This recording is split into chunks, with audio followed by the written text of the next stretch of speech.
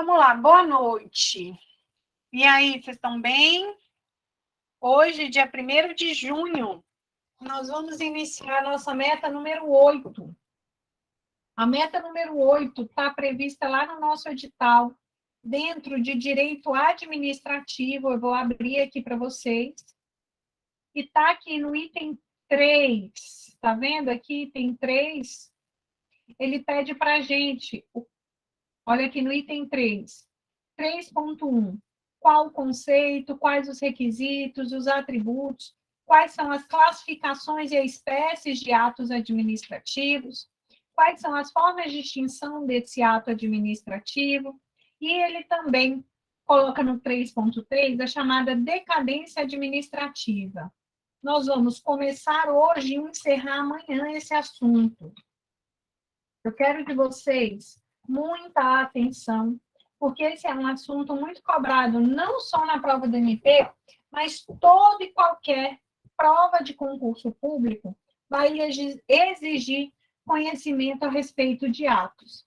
E você pode me perguntar assim, Fernanda, por que atos na verdade, um assunto tão importante para o direito administrativo? E eu quero a sua atenção nesse momento.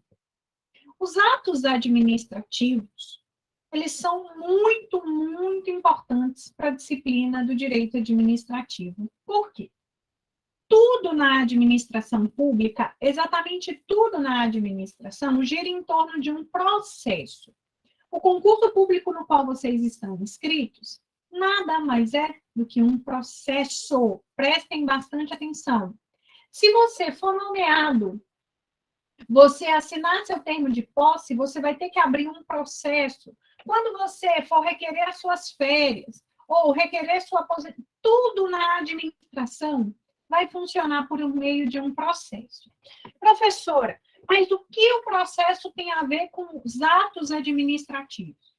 Gente, um processo nada mais é do que uma sequência lógica de atos administrativos. Sem atos, eu não consigo caminhar, seguir um processo que é a base de toda atividade administrativa. Repete, Fernanda. Tudo na administração gira em torno de um processo. O concurso público no qual nós estamos inscritos taca ali um processo. Ah, Fernanda, qualquer coisa que é feita na administração, uma licitação, é feita por meio de um processo. E o processo nada mais é do que uma sequência lógica dos chamados atos administrativos. O processo nada mais é do que uma sequência lógica de atos administrativos. E o item número 1 do nosso edital nos questiona qual conceito de atos administrativos. Qual o conceito de atos administrativos? Prof, se eu entender isso aqui, todo o resto de atos vai ficar muito simples. Eu vou te trazer um conceito e vou dissecar esse conceito. O que eu vou pedir para você? Não entendeu, você vai levantar a mão.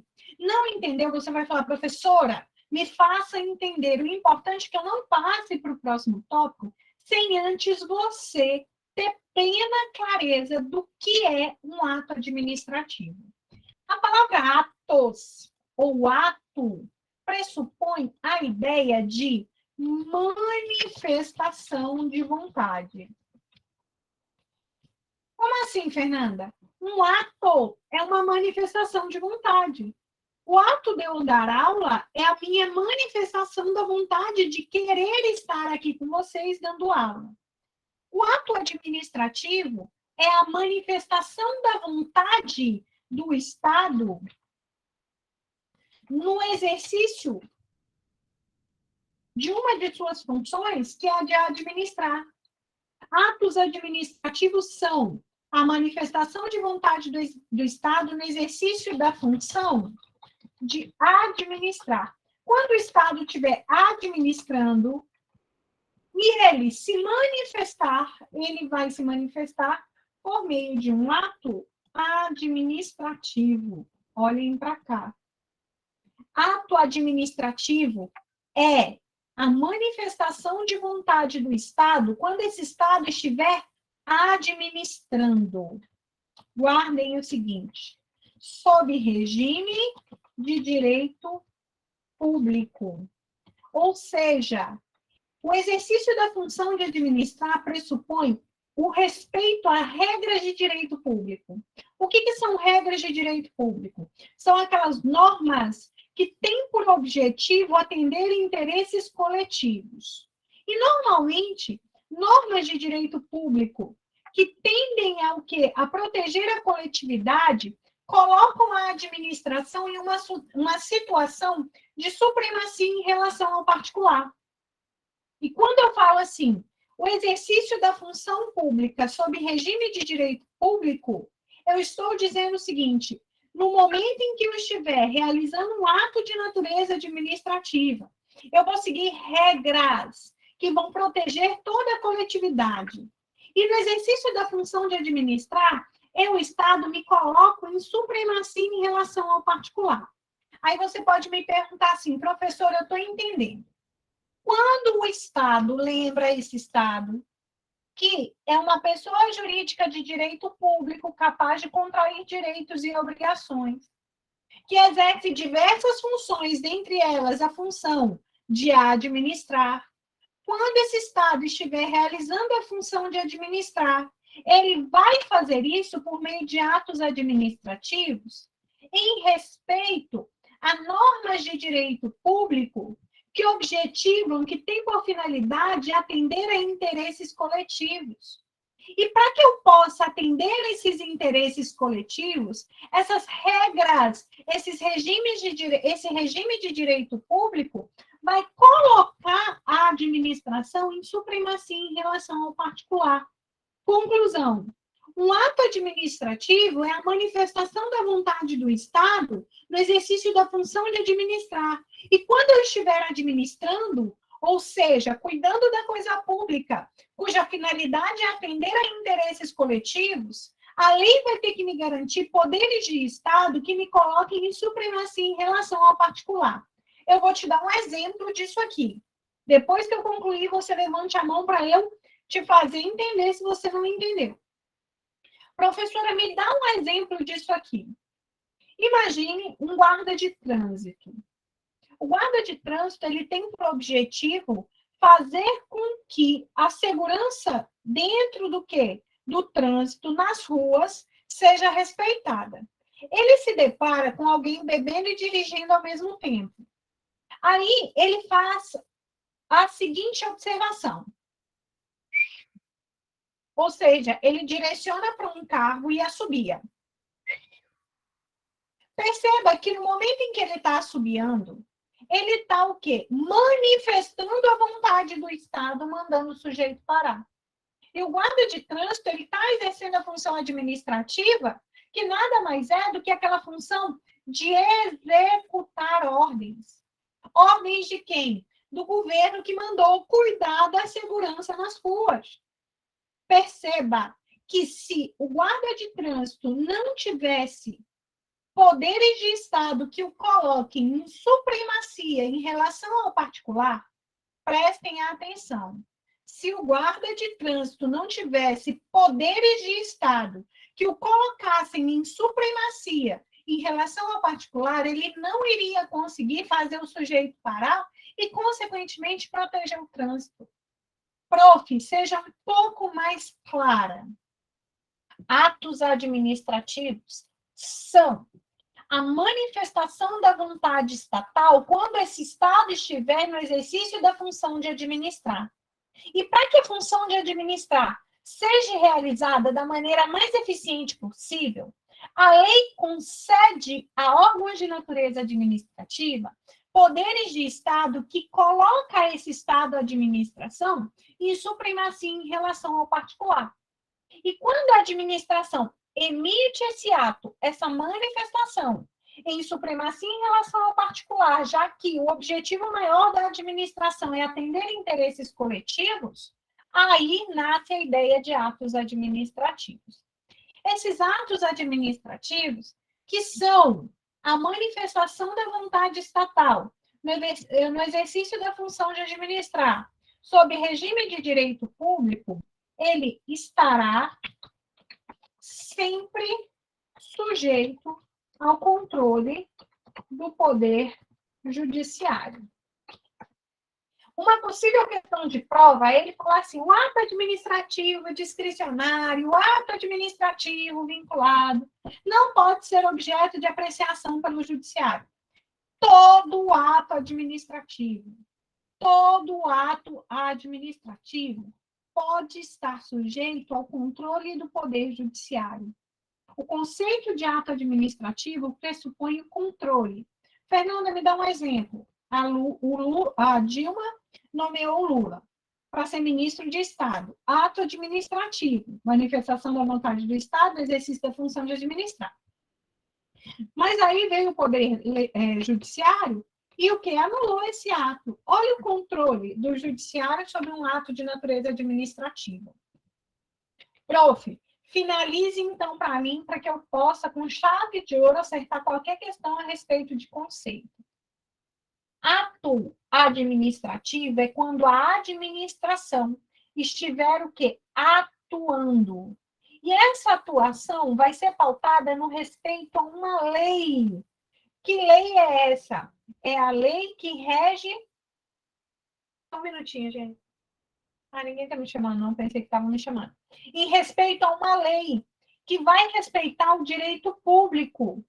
Toda vez que eu emito um ato administrativo, pessoal, todas as vezes que eu emiti um ato administrativo, eu estou em busca de proteção da coletividade. E é por isso que aqui o legislador garante aos órgãos de natureza administrativa supremacia em relação ao particular para que ele possa desempenhar as suas funções. Eu lhe pergunto, você conseguiu compreender qual é o conceito de atos administrativos? Professora, sim, eu só tenho uma dúvida.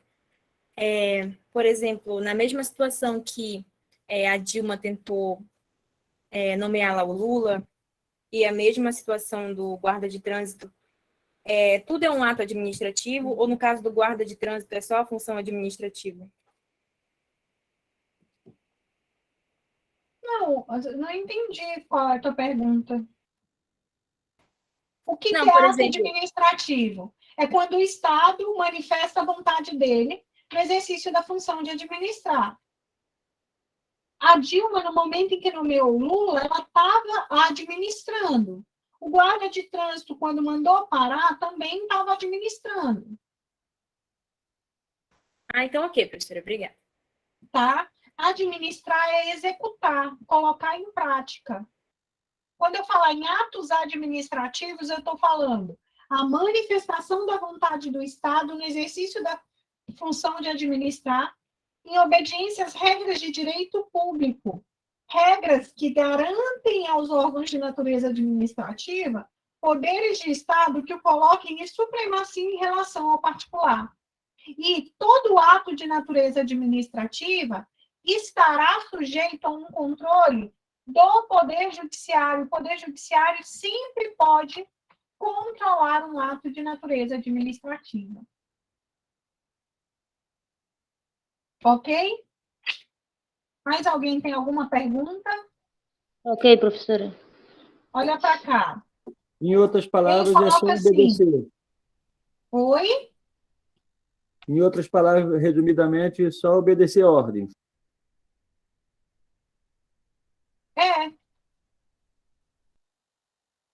Olhem aqui. O conceito, você conseguiu assimilar? Ato administrativo é a manifestação da vontade do Estado no exercício da função de administrar, sob regime de direito público, sempre sujeito ao controle do Poder Judiciário. Aqui ele te questiona sobre os requisitos deste ato administrativo, no item 2. Item 1 é conceito. Item 2, ele traz aqui os chamados requisitos. Requisitos, ou também chamado elementos. A prova pode trazer requisitos ou elementos. O que são requisitos ou elementos? São aquilo que vai formar o ato.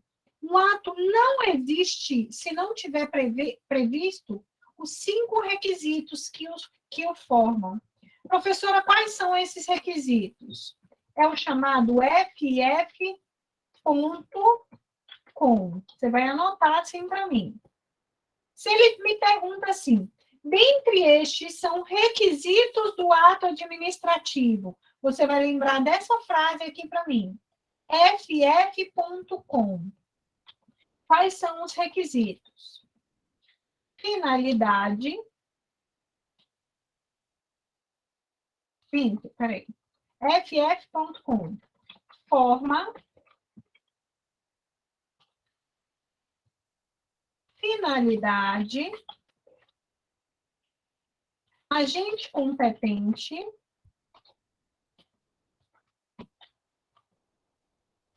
Objeto. E motivo. Eu quero que você copie para mim isso aqui. Eu não estou com pressa. Vai lá. Deixa eu só...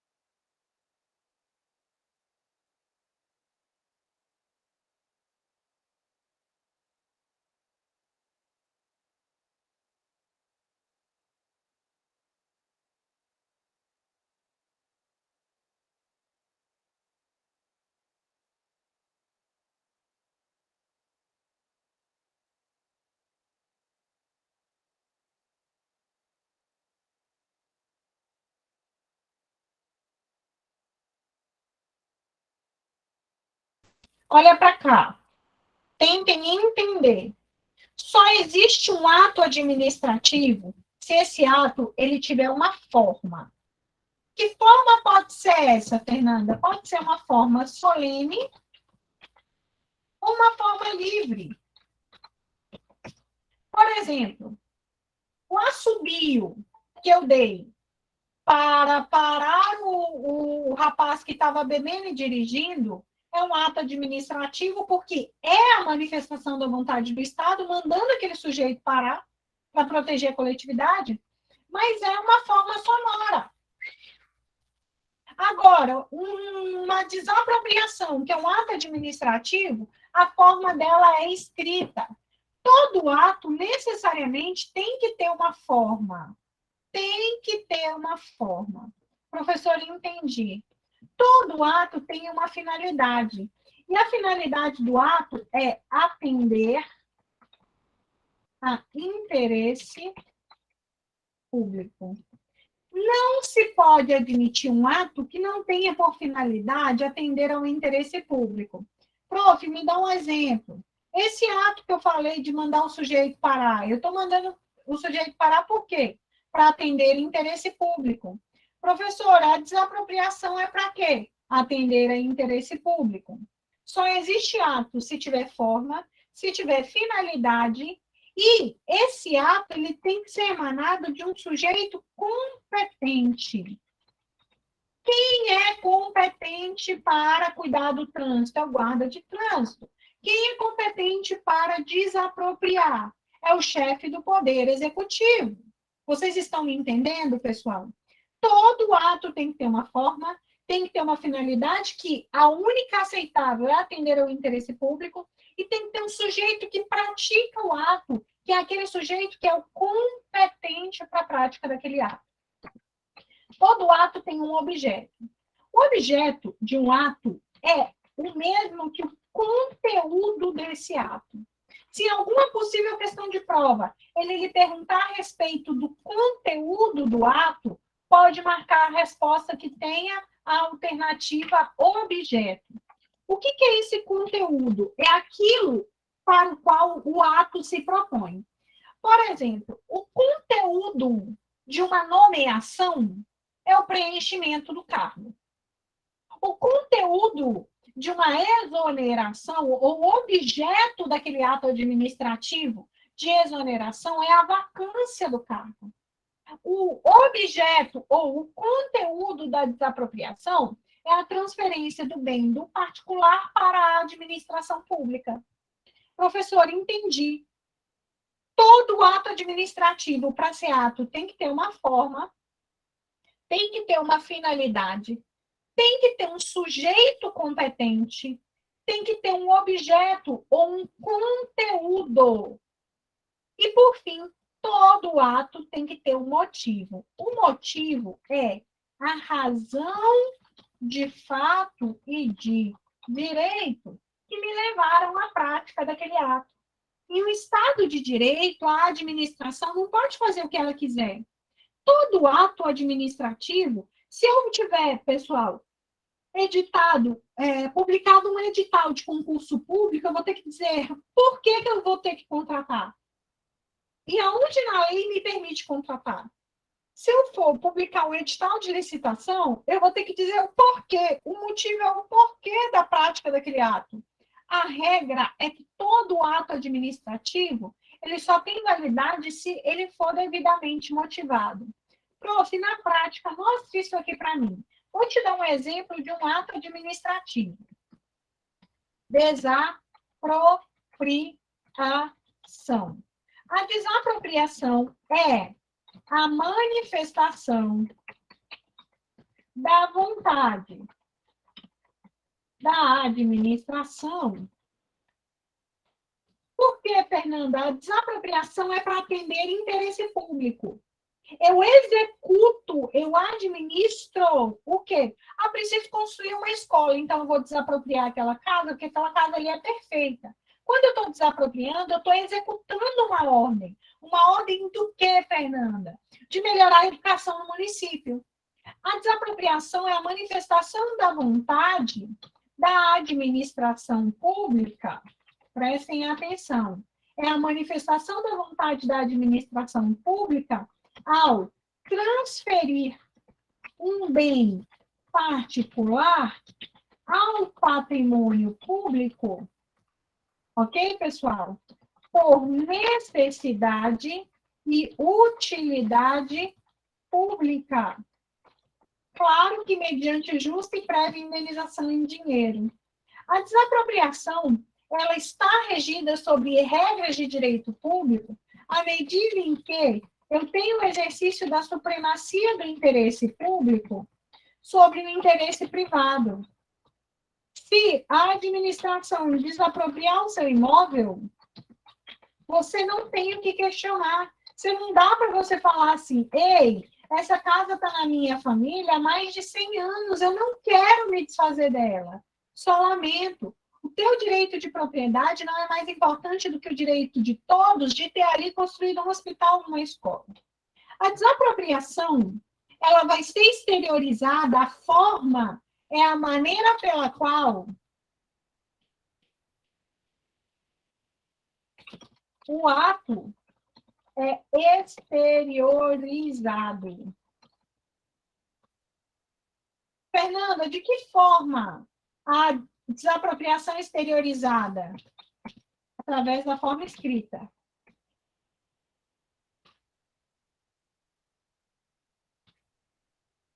Fernanda, a forma, então, é a forma escrita. A finalidade da desapropriação é atender interesse público. O sujeito que assina o ato é o chefe do Poder Executivo. O conteúdo é a transferência do bem do particular para o patrimônio público. O motivo é a razão de fato. Eu preciso de um local para construir um abrigo. E onde na lei está escrito que por necessidade ou utilidade pública eu posso desapropriar? Artigo 5º, inciso tal, que trata do processo de desapropriação. Quando ele lhe pergunta alguma coisa a respeito dos requisitos, ele quer inicialmente que você saiba quais são os requisitos. Se a questão for a mais simples possível, ele vai falar assim: dentre estes, são requisitos do ato administrativo. Letra A: forma, finalidade, agente competente, objeto e motivo. E aí ele vai querer saber cada um desses requisitos. O que é a forma? É a maneira pelo qual o ato é exteriorizado. Qual a finalidade de um ato? É atender ao interesse público. Esse sujeito, quem é esse sujeito? É aquele que tem, por meio da lei, o que é a competência para a prática desse ato. O objeto é o próprio conteúdo do ato. E o motivo é a razão de fato e de direito. Vocês estão conseguindo compreender? Sim, senhora, prof. Eu quero, por favor, que você... Eu vou te dar 1 minuto, 2 minutos para você anotar o que tiver que anotar, tá?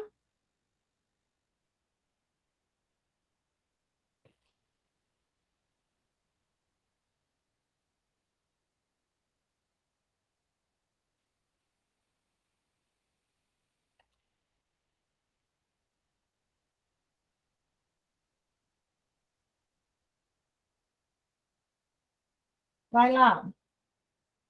Deixa eu só fechar aqui.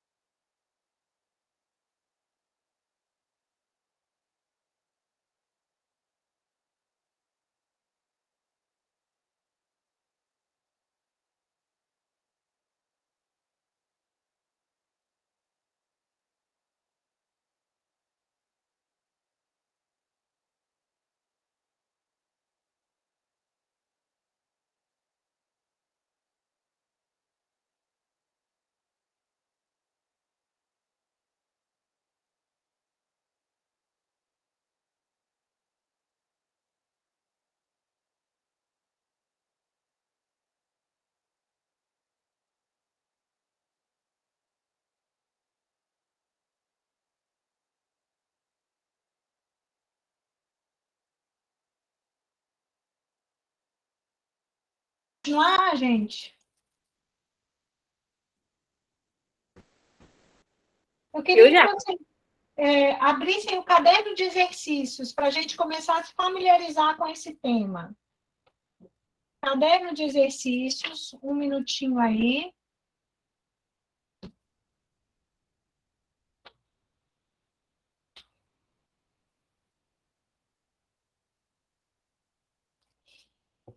E a gente vai analisar pontualmente algumas questões.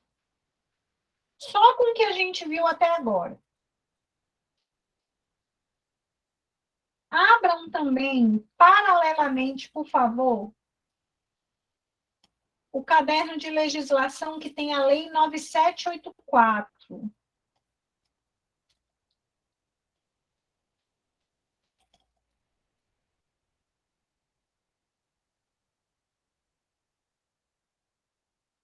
Abra aí paralelamente. Deixa eu ver em que página está 9784. Olha aqui, ó. Página 23.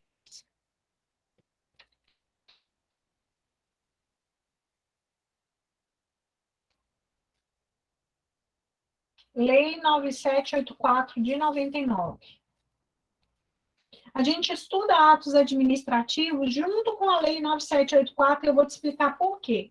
1 minutinho para você abrir esses dispositivos.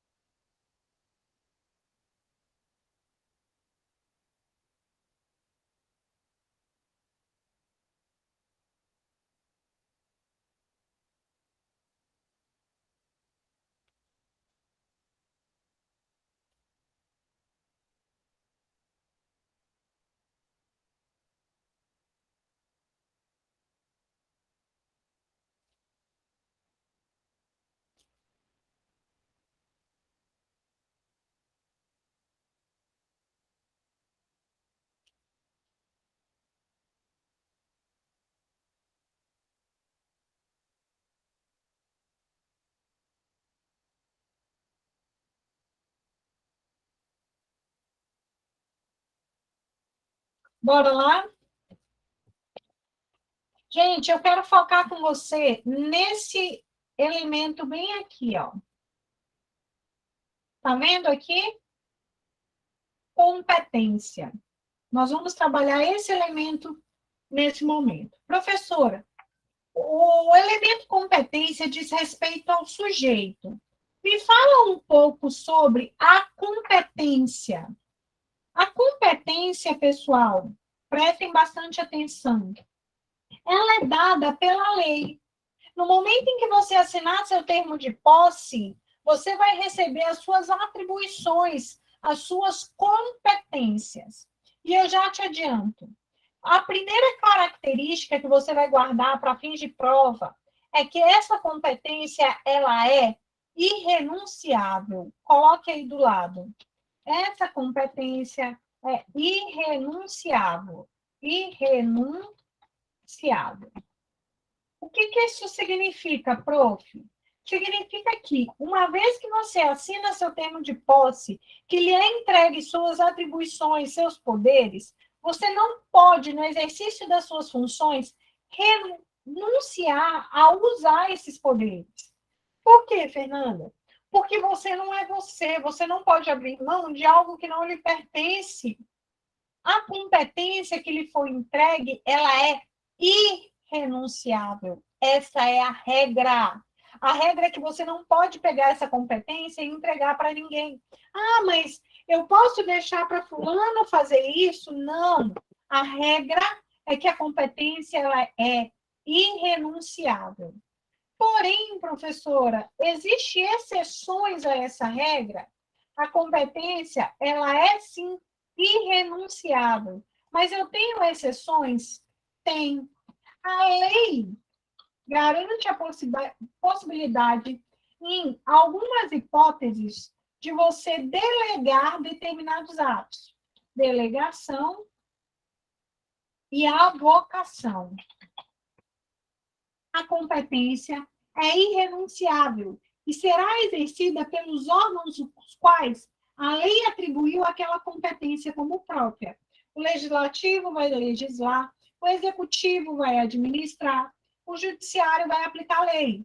A competência é irrenunciável e será exercida pelos órgãos os quais a lei atribui essa competência como própria. Exceção à irrenunciabilidade, possibilidade de delegação e possibilidade de avocação. Professor, o que é delegar? É pegar uma competência que lhe pertence e passar para alguém de mesma hierarquia que você ou a um subordinado, quando a lei autorizar. É possível pegar parte da tua competência, nunca toda, e passar para alguém de mesma hierarquia, olha lá, mesma hierarquia, ou alguém abaixo de você. A delegação, ela pode se dar para alguém de mesma hierarquia ou de alguém o quê? Com hierarquia superior a um subordinado. Regra: a competência é irrenunciável. Exceção: possibilidade de se delegar, pegar parte da sua competência e passar para um subordinado, ou que simplesmente avocar. A avocação é pegar a competência de alguém e trazer para você.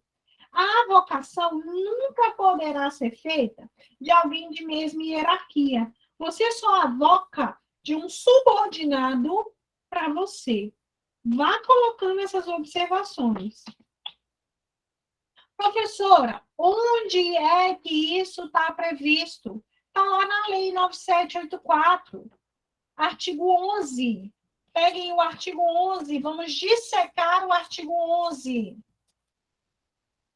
O artigo 11 da Lei 9784 trata do Instituto da Competência.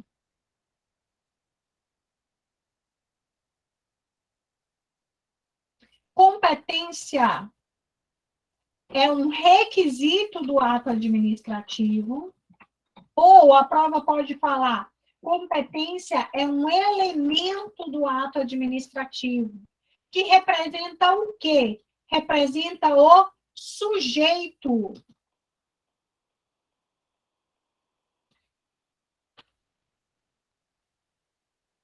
É aquele que pratica o ato.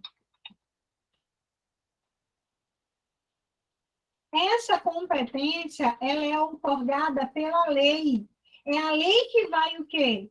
Vai lhe outorgar essa competência. Vamos analisar o artigo 11 da Lei 9784, que ele vai dizer o seguinte: a competência, ela é irrenunciável, questão de prova. A competência não se pode renunciar, essa é a regra. No exercício da sua função, você não pode abrir mão dos seus poderes. E será exercida essa competência pelos órgãos administrativos, olha lá, a que foi atribuída como própria. Essa é a regra. A competência, ela é irrenunciável e será exercida pelos órgãos de natureza administrativa, a que foi atribuída como própria. Quando que eu vou ter exceção a essa irrenunciabilidade? Olha aqui, só não será irrenunciável os casos de delegação e de avocação. Delegar é passar uma competência que me pertence a um subordinado ou alguém de mesma hierarquia. E avocar é pegar o quê, pessoal? Alguém lá de baixo e pegar uma competência que pertence a ele e trazer para você. A gente vai ver que a característica da avocação é a temporalidade, ou seja, excepcionalmente, de maneira temporária, que você vai poder avocar a competência de alguém. Receber aqui. Vamos lá. A competência, questão de prova, é irrenunciável e se exerce pelos órgãos administrativos a que foi atribuída como própria. Não será irrenunciável casos de delegação e de avocação. Artigo 12. Um órgão administrativo e seu titular poderão, se não houver impedimento legal, delegar. Toda a competência, não. A delegação só pode ser parte de uma competência. Um órgão administrativo e seu titular poderão, ato discricionário, a lei não manda, a lei diz que pode, discricionário. A delegação é um ato administrativo discricionário. Um órgão administrativo e seu titular poderão, se não houver impedimento legal, delegar parte da sua competência a outros órgãos ou titulares, ainda que estes não lhe sejam hierarquicamente subordinados, ou seja, é possível delegar para alguém de mesma hierarquia. Quando for o que? Olha aqui a discricionariedade. Quando que eu vou poder delegar? Quando for conveniente, em razão do quê? Eu vou poder delegar em razão do quê? De circunstâncias de índole técnica, social, econômica, jurídica ou territorial. O disposto no caput deste artigo, ou seja, a possibilidade de delegação, aplica-se à delegação de competência dos órgãos colegiados aos respectivos presidentes. Eu tenho um órgão colegiado, como o Conselho Superior da Universidade. Ela pode delegar uma competência ao respectivo presidente? Pode. Fernanda, eu estou entendendo que a competência ela é irrenunciável, eu não posso abrir mão da minha competência, mas a lei me permite, excepcionalmente, delegar e alocar funções. Até aqui, todo mundo entendeu. Agora, o artigo 13 é decoreba, mas cai igual água em questão de prova. Eu sei que eu posso delegar, mas tem algumas matérias que são indelegáveis. E a questão da prova não vai te pedir se você sabe se é possível delegar. Ela vai te pedir quando você não pode delegar determinadas funções. Não pode ser objeto de delegação. Quem tem competência de editar ato de caráter normativo, como o presidente da República, que edita uma medida provisória, o presidente da República não pode delegar essa função ao ministro de Estado. A lei é clara ao dizer que aquele que detém a competência de editar ato de caráter normativo não pode delegar. Aquele que tem a competência de decidir um recurso administrativo. Imagina que abaixo de mim tenha o fulano X. O fulano X decidiu e a pessoa que recebeu a decisão não está satisfeita e ela recorre. O recurso vem para mim. Eu sou a autoridade responsável pela decisão do recurso. Fernanda, você pode delegar? A lei diz que não. A lei diz que não pode ser objeto de delegação decisão de recurso de natureza administrativa.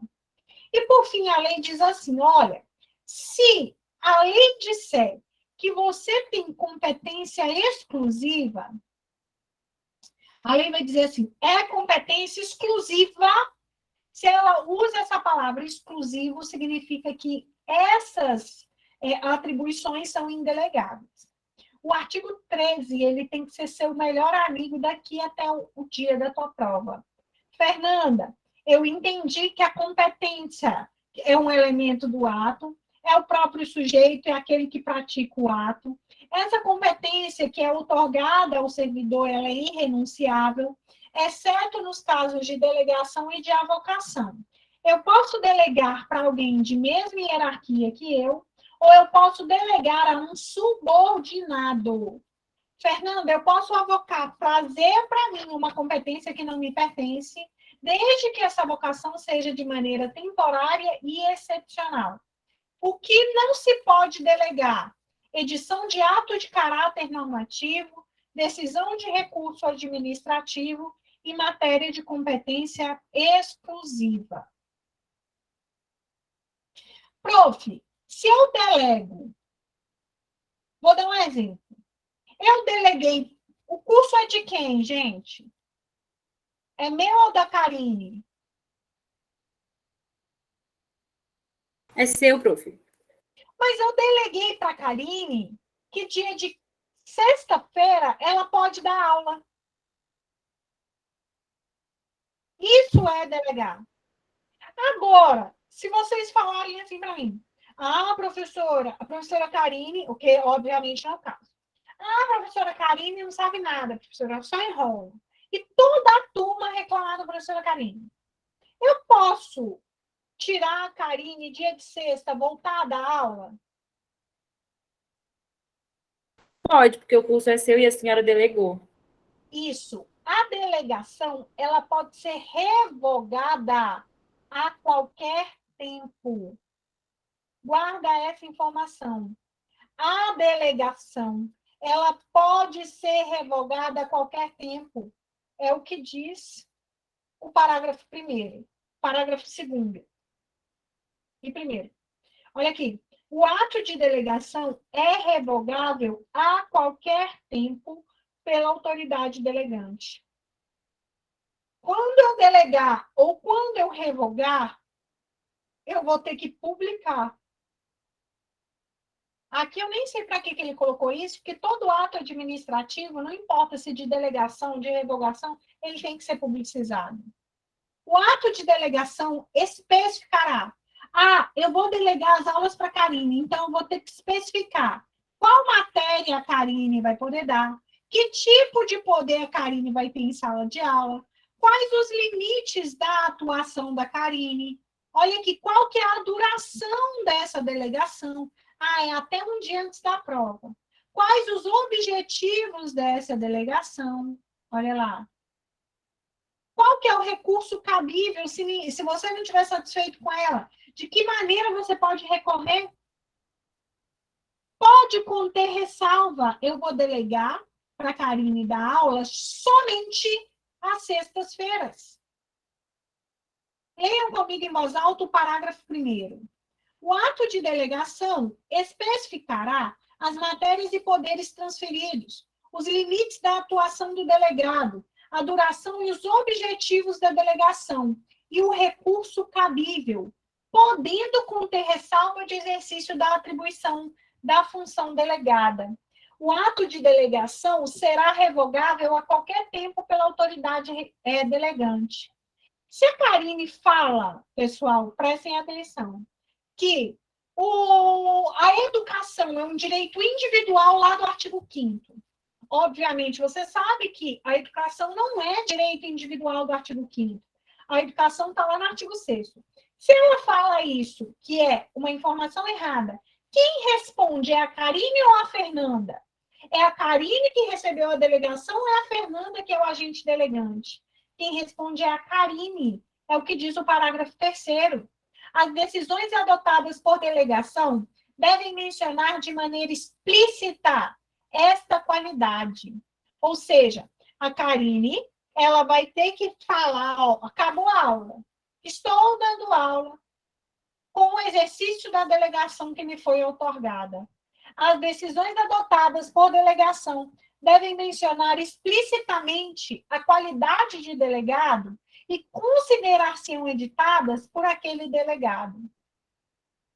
E, por fim, artigo 15. Será permitida, em caráter excepcional e por motivos relevantes, devidamente justificados, a avocação temporária, que é pegar a competência de um subordinado e trazer para mim, a competência atribuída a um órgão hierarquicamente inferior.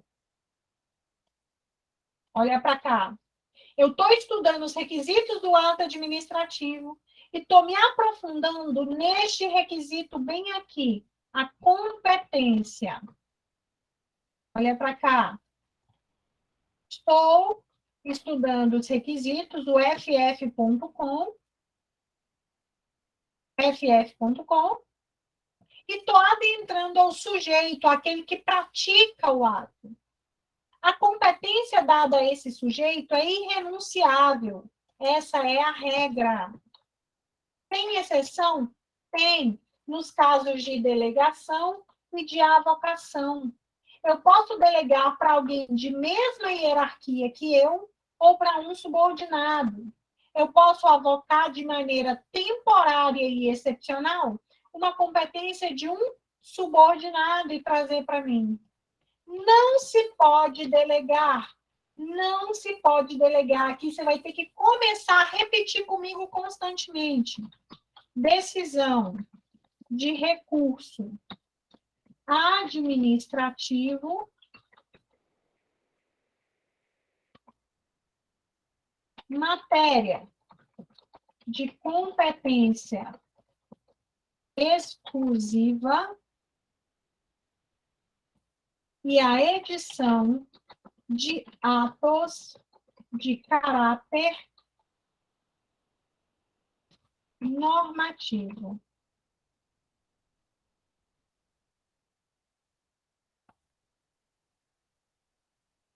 Gente, de tudo que eu falei, o que mais é possível cair em prova? Primeiro, dentre estes são requisitos do ato.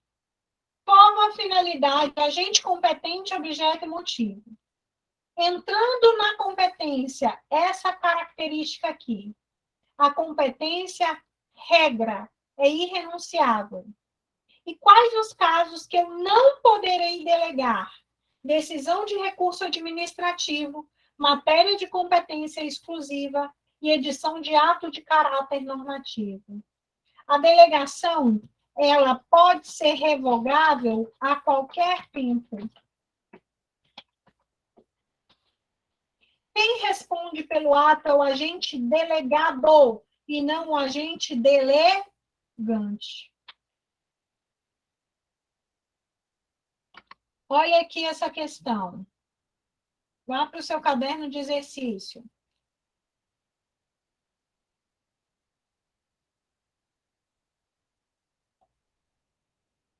Sobre o ato administrativo, assinale a alternativa incorreta. Eu só trabalho contigo questões da tua banca. Olha aqui, Consulplan. A letra A diz assim: a competência é elemento. Gente, a competência é requisito ou elemento, olha o que a professora colocou aqui em cima. Requisito ou elemento, até aqui está perfeito. Por que eu estou te chamando tanta atenção? Porque você não pode confundir requisito e elemento com atributos. Nós vamos ver em momento oportuno. A competência é elemento do ato administrativo, perfeito. E essa competência advém do quê? É a lei que estabelece qual vai ser a competência. Sendo intransferível, você não pode transferir sua competência para ninguém. Improrrogável, salvo a previsão legal de delegação ou de avocação. Fernanda, isso está certo ou está errado, pessoal? Realmente a competência ela é intransferível. Ela não se prorroga. Fernanda, olha aqui, só para você dar uma olhada, ele quer a incorreta. Olha aqui, a incorreta é a letra B. Significa que a letra A está correta. Guarda essas características, coloque aí no teu resumo essa outra característica. A competência é elemento do ato administrativo e advém diretamente da lei, sendo intransferível, anote aí, improrrogável. Exceção dessa intransferibilidade, situações em que eu vou ter a delegação e a avocação de competência. Ok? Olha aqui a letra C, que também fala sobre competência. A competência resulta da lei, até aqui está perfeita. E por ela quem a lei é delimitada. Muito embora a outorga de competência expressa a determinado agente importe deferimento a este último de poderes implícitos a ele, dos meios necessários à realização dos fins previstos pela norma, sem que caracterize abuso de poder. Olha o que ele está falando aqui. A outorga, ou seja, a entrega desse poder ao agente público, pessoal, importa no deferimento a ele de poderes. No momento em que você assina seu termo de posse, você é servidor. Se você for um policial, será entregue para você o quê? Implicitamente ou expressamente? Poderes necessários à realização dos fins previstos na norma, sem que a utilização desses poderes se caracterize por abuso de poder. Deixa eu dar uma olhada aqui em alguma outra questão de prova sobre esse assunto.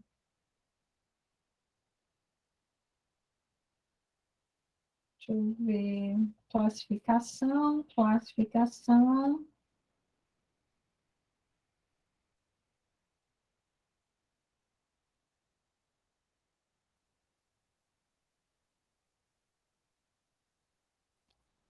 Tem poucas questões sobre esse assunto.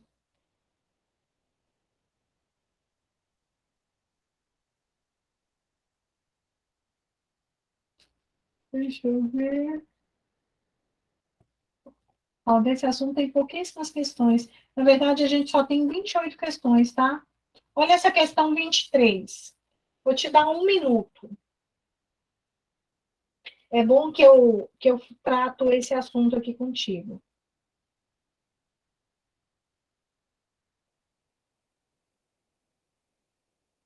Leiam aí.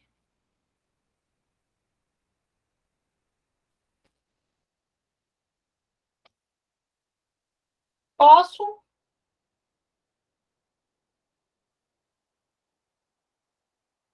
Olha para cá. Os atos administrativos, gente, olha para cá. Eles são formados pelos seguintes elementos: forma, finalidade, agente competente, objeto e motivo. Prestem bastante atenção. Um ato administrativo, ele pode ser classificado, olhem para cá, quanto ao grau de liberdade em ato discricionário,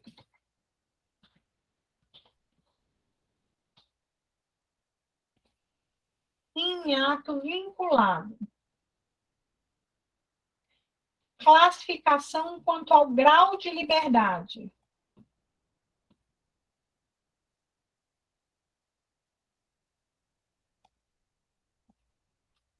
Ato vinculado. Essa aqui é uma classificação. Vai anotar aí. Classificação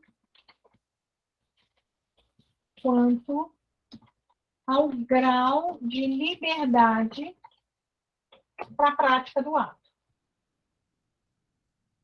Fernanda, o que é um ato vinculado? É aquele ato em que o administrador, o servidor, não tem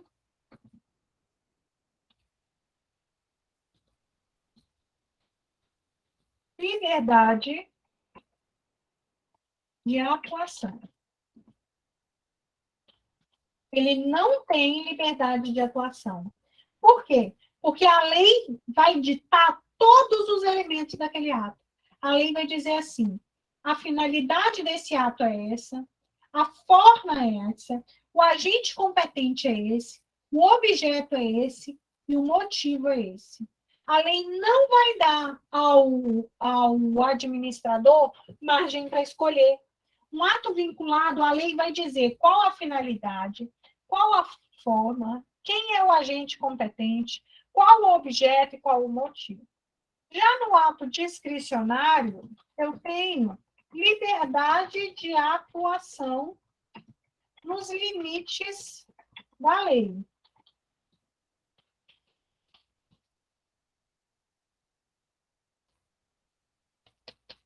Vou te dar um exemplo. A lei na desapropriação disse qual a casa vai ser desapropriada, ou a lei fala assim, administrador, você tem uma margem de conveniência e oportunidade para escolher qual é a casa. Por exemplo, no exercício do poder de polícia, vamos fiscalizar os restaurantes da cidade. A lei vai dizer qual vai ser o primeiro restaurante que você vai ter que escolher? Não. Existem atos que são discricionários, em que a própria lei garante uma certa liberdade de atuação. Eu quero que você sempre memorize os requisitos nessa sequência. E eu vou grifar os 3 primeiros. A forma, a finalidade e o agente competente. Guarda essa informação. Não importa em qual ato, não importa se no ato discricionário ou no ato vinculado. Todos esses elementos aqui, mesmo em um ato discricionário, serão vinculados à lei. Fernanda, num ato discricionário em que eu tenho liberdade, eu posso escolher qual a forma? Não. Posso escolher qual a finalidade? Não. Posso escolher qual o objeto, qual o agente competente? Não. Todo ato administrativo, não importa, discricionário ou vinculado, terão os primeiros 3 requisitos vinculados à lei. A lei sempre vai dizer, em ato, seja vinculado ou discricionário, qual a forma, a finalidade, quem é o sujeito competente. Prof, e no ato discricionário, onde está essa discricionariedade? Nesses 2 elementos, vem aqui, no objeto e no motivo. No objeto e no motivo, vai estar aqui. Qual é o objeto da desapropriação? Qual é a casa que eu vou desapropriar? Escolhe. Por qual motivo? Escolhe a saúde, a educação? Gente, guarde essas informações aqui. Quanto ao grau de liberdade de atuação, ou o ato é discricionário, em que eu vou ter uma liberdade de atuação nos termos da lei, em que o agente vai atuar com conveniência e oportunidade, ou seja, com mérito administrativo. Quando ele falar, você encontrar essa expressão, mérito administrativo, toma muito cuidado. O mérito, ele só existe em atos discricionários. Por quê? Porque o mérito é sinônimo de oportunidade e de conveniência. E só quem tem mérito é o administrador. Aquele que vai atuar nos limites da lei, mas com certa margem de liberdade. E o ato vinculado? A lei vai dizer quais são os elementos. A lei vai dizer, a forma é essa, a finalidade é essa, o agente competente é esse, o objeto é esse, o motivo é esse. Eu vou lá para a questão e vou analisar contigo. Questão da Consulplan. De acordo com a doutrina, nos atos administrativos discricionários, o que é um ato administrativo discricionário? É aquele ato em que o administrador goza de certa margem de liberdade, certa margem de atuação. Onde que está a discricionariedade em um ato discricionário? Está no objeto e no motivo.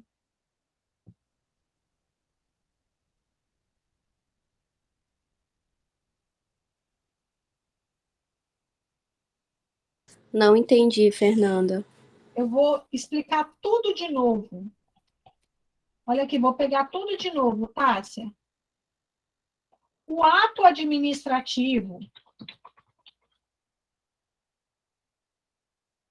para ser um ato, ele tem que ter 5 elementos. Se ele não tiver um desses elementos, Tássia, ele não é ato. Quais são esses elementos? É a forma, é a finalidade, é aquele que pratica o ato, é o sujeito competente, é o objeto e o motivo. Só existe ato porque eu tenho uma forma, só existe ato porque ele tem uma finalidade, porque tem um agente competente que pratica o ato, porque eu tenho um objeto, ou seja, o conteúdo do ato, e porque eu tenho uma razão de fato e de direito para a prática daquele ato. Eu estou te afirmando que a lei vai impor ao administrador a forma, a finalidade e quem será o agente competente para a prática do ato. A lei vai dizer, por exemplo, a forma de uma desapropriação é escrita. A finalidade vai ser atender interesse público. E o agente competente vai ser o chefe do Poder Executivo. Quando a lei, Tássia, diz qual é cada um desses itens, se a lei disser qual a forma, a finalidade, o agente competente, o objeto e o motivo, não dando margem de liberdade de atuação, eu estou diante de um ato vinculado. Se a lei impor qual é a forma, qual a finalidade, qual o agente competente, qual o motivo, esse ato é vinculado. Em um ato vinculado, a forma, a finalidade, o sujeito competente, o objeto, o motivo, quem manda é a lei. Me dá um exemplo, carteira de habilitação. Se você preenche os requisitos da lei, tem que lhe ser concedida, não existe margem de liberdade. Então, no momento em que o ato administrativo de autorização para você dirigir, ele é emitido, eu estou diante de um ato vinculado. Se você preenche os requisitos da lei, lhe será concedida. Agora, presta atenção nisso aqui. Existem atos, alguns atos, em que o legislador deu uma certa margem de liberdade. Por exemplo, você quer desapropriar? Beleza. Eu vou deixar você escolher qual a casa você quer desapropriar. E eu vou deixar você escolher por qual motivo você vai desapropriar. Ou seja, se é para construir uma escola, uma penitenciária. Em um ato discricionário, eu tenho uma certa margem de atuação. Essa liberdade, ela está presente no objeto e no motivo. Eu posso escolher qual a casa e por quê. Agora, a forma, a finalidade e o agente competente dessa desapropriação não me é dado margem de liberdade. Sempre a lei que vai dizer. Na questão, ele disse assim, em um ato discricionário, onde é que está essa discricionariedade? Ou seja, aonde é que está essa liberdade? Onde é que está essa oportunidade e conveniência de realizar a forma como eu melhor acredito que seja o ideal, o adequado? Essa discricionariedade está aqui no objeto e no motivo. Em um ato discricionário, eu não tenho todos os elementos discricionários, porque eu não tenho liberdade na forma, nem na finalidade, nem no agente competente. A questão, eu vou voltar para a questão, disse o seguinte, ato discricionário, a discricionariedade, a liberdade está presente aonde? No sujeito, não. É a lei que vai dizer quem é o sujeito. Eu não posso escolher. Eu não posso escolher o sujeito. Eu não posso escolher o sujeito. A finalidade é uma só, atender a interesse público. Eu não posso mudar a finalidade. A discricionariedade de um ato discricionário está presente no objeto e no motivo desse ato. Me fiz entender? Sim, totalmente. Queridos, sinceramente, eu vou te dizer uma coisa. Por experiência própria, uma questão pode fazer a diferença entre quem passa e quem não passa. O direito administrativo não é das matérias mais simples de serem compreendidas. Então, se você conseguir compreender o direito administrativo, você vai sair na frente. Então, assim, eu não tenho pressa em fechar o assunto de atos. Eu vou parar nesse momento aqui, entendido qual é o conceito, quais são os requisitos ou elementos, ok? E iniciamos algumas espécies de atos, né? Classificação. A primeira classificação, que é quanto à liberdade de atuação. Ato vinculado e ato discricionário. Na aula de amanhã, a gente vai dando andamento. Se a gente não concluir, que é um assunto grande, a gente vai continuando. Mesmo porque atos está intimamente ligado à Lei 9784. E aí a gente, conforme for estudando, vai fazendo a leitura da 9784. Alguém mais tem alguma pergunta? Ou tem alguma dúvida a respeito do assunto?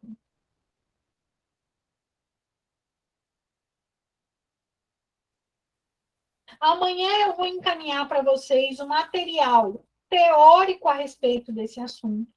Se você conseguir, durante o dia, fazer a leitura, o ideal é que consiga.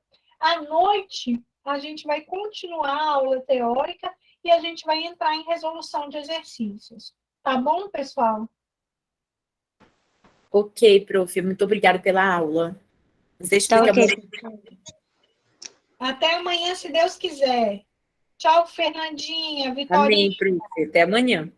Peguem videoaula se vocês estiverem de bobeira durante o dia, tá? Assistam sobre Atos. É só colocar no YouTube. Vai ter os melhores professores para te orientar. Até amanhã, se Deus quiser. Pode deixar, prof. Até amanhã.